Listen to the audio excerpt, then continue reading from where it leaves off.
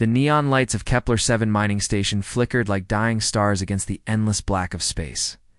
Zara Nightwind moved through the abandoned corridors with predatory grace, her silver skin gleaming under the harsh emergency lighting. Her violet eyes scanned every shadow, every alcove where her target might be hiding. The bounty on Marcus Steele's head was the largest she'd ever seen. Enough credits to retire from this dangerous life forever. Her plasma rifle hummed quietly against her back as she descended deeper into the station's lower levels. The air grew thicker here, heavy with the metallic scent of old machinery and something else. Something that made her enhanced senses tingle with warning. Marcus Steele was supposed to be a terrorist, a man who had stolen classified military technology and sold it to the highest bidder. The briefing had been clear. He was dangerous and desperate. But as Zara moved through the engineering sector, she noticed something strange. The destruction here wasn't random violence or the work of a madman.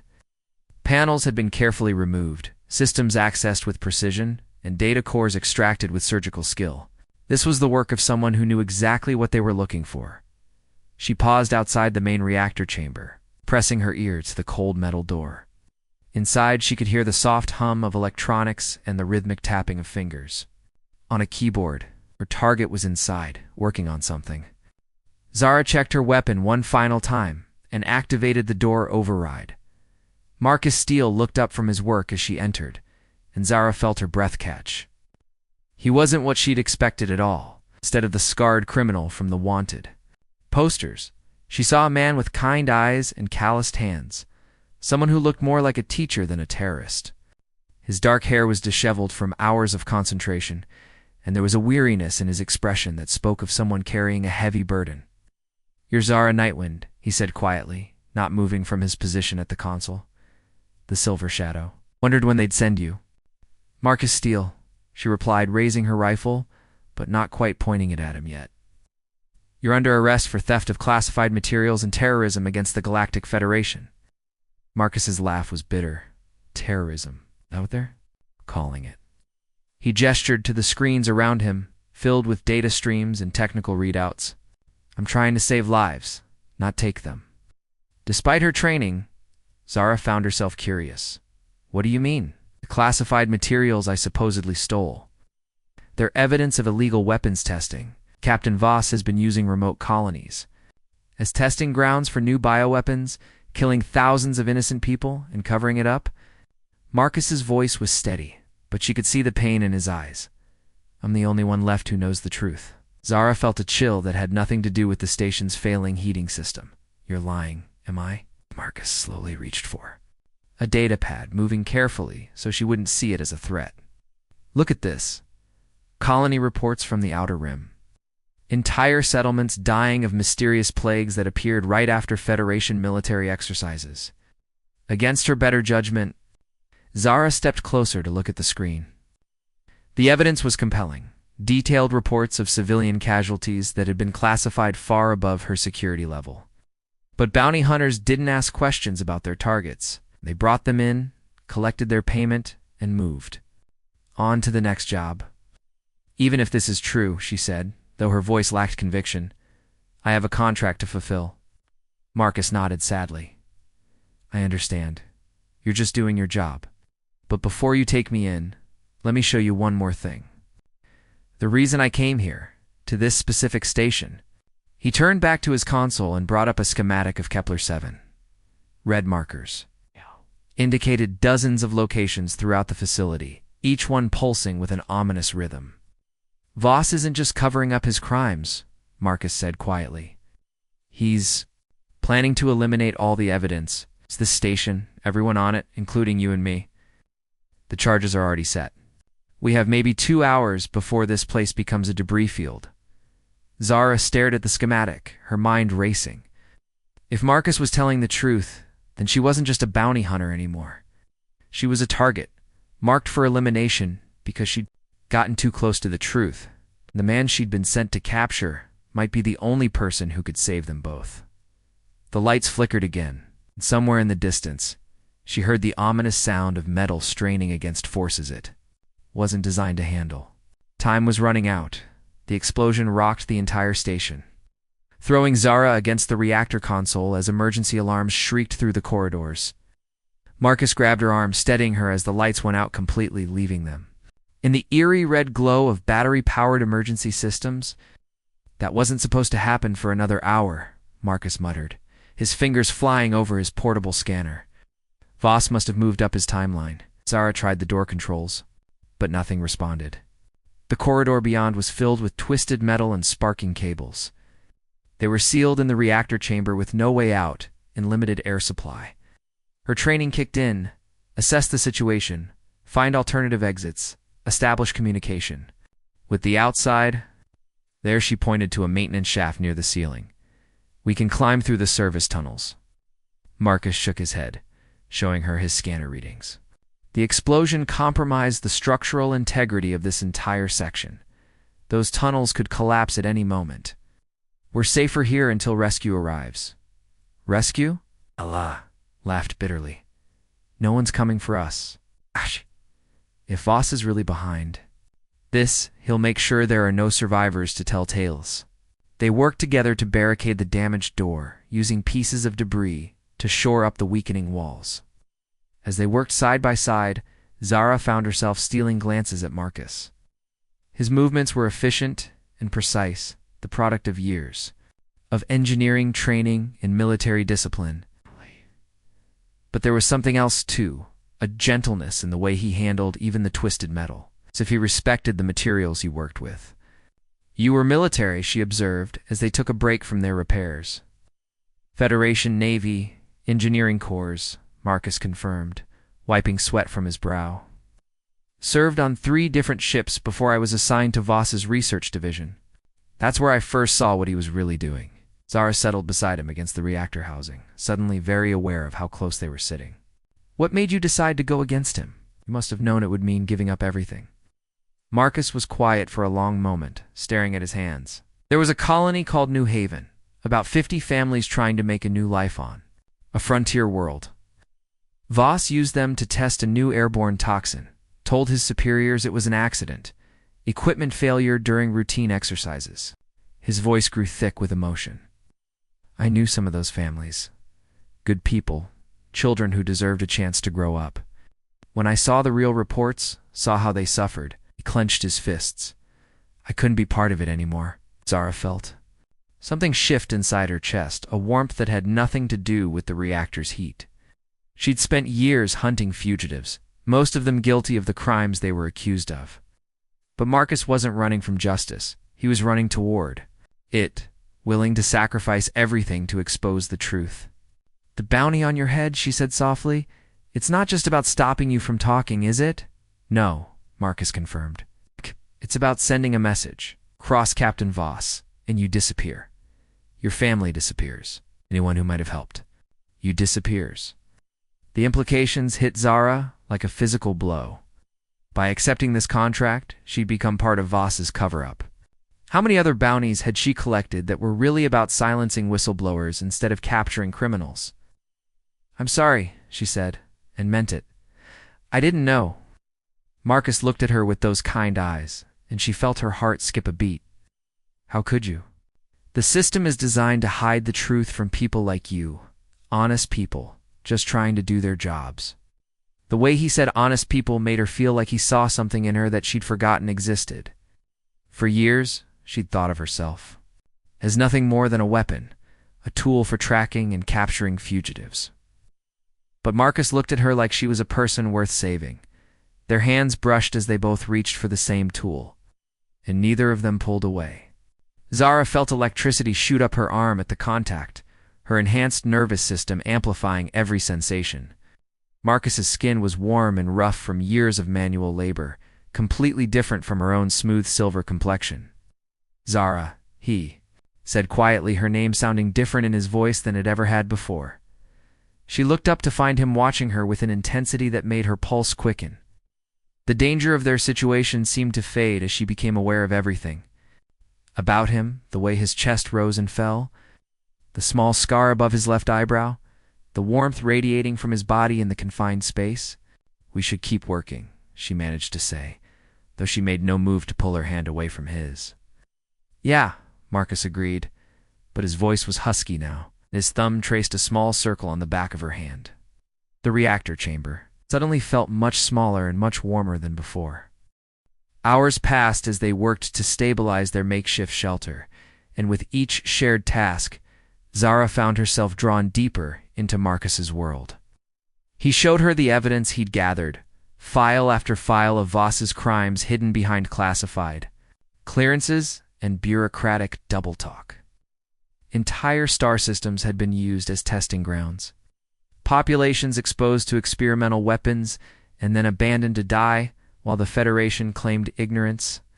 "This is why they want you dead," Zara said, scrolling through reports of colony after colony suffering mysterious plagues and equipment failures.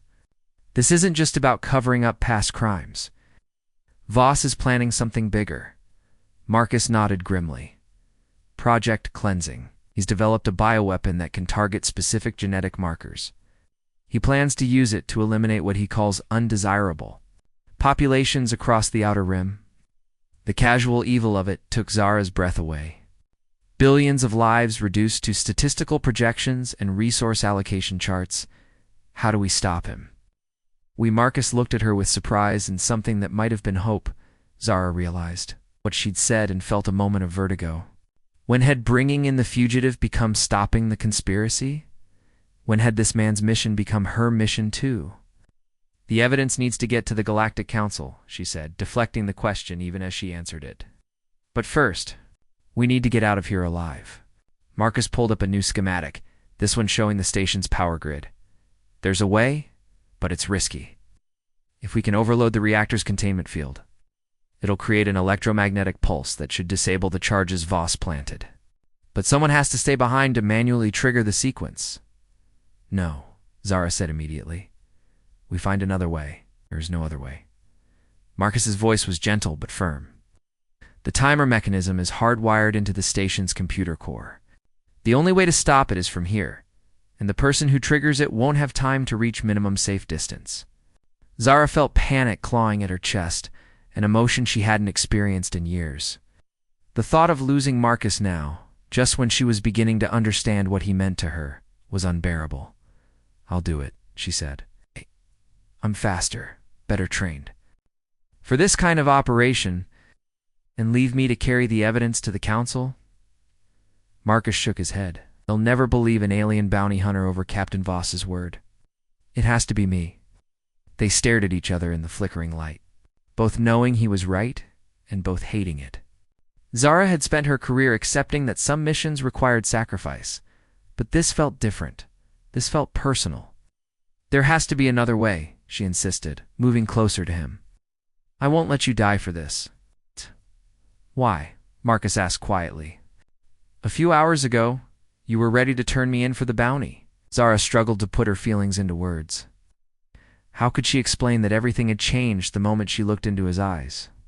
That somewhere between learning the truth and working beside him, she'd stopped seeing a target and started seeing a man worth fighting for. "Because," she said finally, "you're not the only one who can't stand by and let innocent people die." Marcus reached up to touch her face, his fingers tracing the elegant line of her cheekbone. Zara leaned into the contact, her violet eyes fluttering closed as she savored the gentle caress. "You're beautiful," he whispered, and she could hear the wonder in his voice. "Not just physically, though, you are that too. But the way you think, the way you care about doing what's right, even when it costs you everything." When Zara opened her eyes, she found Marcus looking at her with an expression that made her heart race. There was desire there, yes, but also something deeper, something that looked like love. "Marcus," she breathed, and then his lips were on hers. The kiss was everything she'd never known she wanted. Gentle at first, almost hesitant, then deeper as they both gave in to the feelings that had been building between them. Marcus's arms came around her, pulling her against his chest. Zara felt like she was coming home to a place she'd never been before. When they finally broke apart, both breathing hard, Zara rested her forehead against his. "We'll find another way," she said fiercely. "I didn't just find you to lose you now." Marcus smiled, the first real smile she'd seen from him. "Then we'd better get creative, because in about 30 minutes, this whole station becomes space debris." The sound of cutting torches echoed through the station's hull, followed by the distinctive whine of military-grade plasma rifles. Voss's mercenaries had arrived to ensure there were no witnesses to his crimes. Zara and Marcus worked frantically to implement their desperate plan, rerouting power conduits and preparing the reactor for a controlled overload that might disable the charges without killing them both. "Contact," Zara reported, her enhanced hearing picking up the sound of armored boots in the corridor outside their makeshift fortress. At least 6, maybe 8 hostiles approaching. Marcus's hands never stopped moving across the control panel. "I need 2 more minutes to finish the sequence."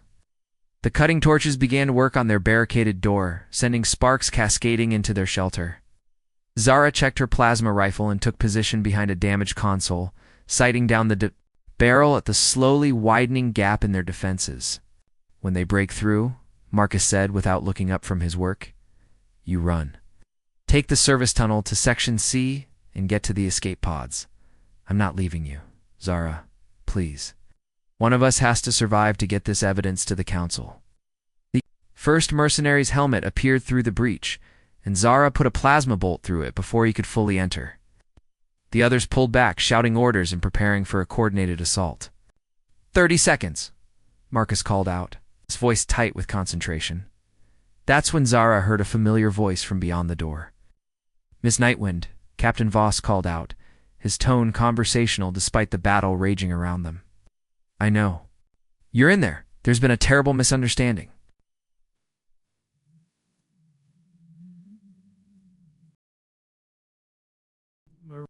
Something in Voss's voice suggested he wasn't finished talking. "Mr. Steele has filled your head with lies about classified operations, no doubt," Voss continued. "I'm prepared to offer. You triple the original bounty to bring him in alive. Consider it hazard, pay for the inconvenience." "Don't listen to him," Marcus whispered, but Zara could hear the fear in his voice.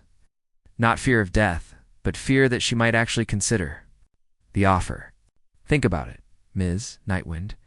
You're a professional. This man is a terrorist who's stolen classified military secrets. Were you really going to throw away your career for his lies?" For just a moment, Zara wavered. Triple the bounty would set her up for life.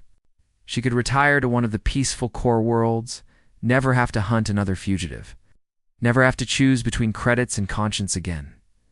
Then she looked at Marcus, saw the pain in his eyes at the thought that she might betray him, and her resolve crystallized into something unbreakable. "Counteroffer, Voss," she called back. "You stand down, and I don't upload Marcus's evidence to every news network in the galaxy?" Voss's laughter was cold. "I'm afraid that's not acceptable. Boys, burn them out." The mercenaries opened fire through the breach, filling their shelter with superheated plasma. Zara rolled behind better cover, returning fire when she could, but they were badly outnumbered and outgunned. Marcus shouted over the weapons, "Fire," activating the pulse in 10 seconds. That's when the real door exploded inward, revealing Captain Voss himself in full combat armor. He moved with the fluid grace of an enhanced soldier, his weapon tracking toward Marcus with lethal intent. Zara didn't think. She threw herself between them, just as Voss fired.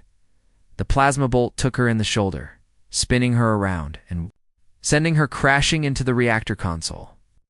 Pain exploded through her entire body, her enhanced nervous system amplifying the agony until she could barely think. "Zara!" Marcus abandoned the controls, catching her as she fell, touching Voss, said, stepping fully into the chamber with his weapon trained on them both. The notorious silver shadow, brought low by sentiment. "You always were too emotional for this work, Nightwind." Marcus cradled Zara against his chest, his hands pressing against her wound to try to stop the bleeding. Her silver skin had turned pale, and he could feel her life flowing out between his fingers. "The pulse," she whispered. "Trigger it now. Not without you." "Enough of this touching reunion," Voss interrupted, raising his rifle. "Steele, you're coming with me, live if possible, but I'm flexible on that point."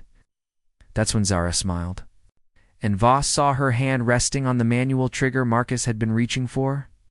"See you in hell, Captain," she said, and squeezed. The electromagnetic pulse erupted from the reactor core like a miniature star, going nova. Every electronic system in a 10-kilometer radius died instantly, plunging the station into absolute darkness. In the confusion that followed, Marcus heard Voss cursing and the sound of the mercenaries stumbling around in their now useless armor, but all Marcus cared about was the woman in his arms, whose sacrifice had saved not just their lives, but the lives of billions across the galaxy. "Stay with me," he whispered into her ear. "Please, Zara, stay with me." In the darkness, he thought he felt her squeeze his hand. The emergency medical bay on the Federation cruiser Valiant hummed with activity as doctors worked to save Zara's life. Marcus hadn't left her side for 3 days, holding her hand and talking to her unconscious form, telling her about the investigation that had followed their dramatic rescue from Kepler-7. Captain Voss was in custody, facing charges of genocide, conspiracy, and treason. The evidence Marcus had gathered, combined with Zara's testimony about the bounty contract, had been enough to convince the Galactic Council to launch a full investigation. Dozens of Voss's conspirators were being rounded up across the Federation, and the planned bioweapon attack had been stopped just days before its implementation. The doctors say her enhanced physiology is working in her favor. Kree, Marcus's alien companion, reported as he entered the medical bay. The loyal friend had arrived on the rescue ship and had been helping coordinate the investigation. "Her body is healing faster than they expected." Marcus nodded but didn't take his eyes off Zara's pale face. The plasma bolt had done terrible damage, but the medical team was confident she would make a full recovery. What worried him was whether she would forgive him for the choice she'd been forced to make. "You should rest," Kree suggested gently. "She needs you to be strong when she wakes up." "I can't leave her," Marcus said simply. "She saved my life, Kree. She saved everyone's life. I need her to know... Need me to know what?" Zara's voice was weak but unmistakably teasing. Marcus's head snapped up to find her violet eyes open and focused on his face. The relief that flooded through him was so intense it left him speechless. "Hey there, hero," she said softly, squeezing his hand with what little strength she had. "I'm not the hero," Marcus managed to say around the lump in his throat. "You are. You stopped Voss. You saved billions of people. You stopped him," Zara corrected. Together. Marcus leaned down to kiss her forehead, breathing in the scent of her hair and marveling at the fact that she was alive, that they were both alive. "I have something to tell you," he said, pulling back to look into her eyes. "I know this is crazy.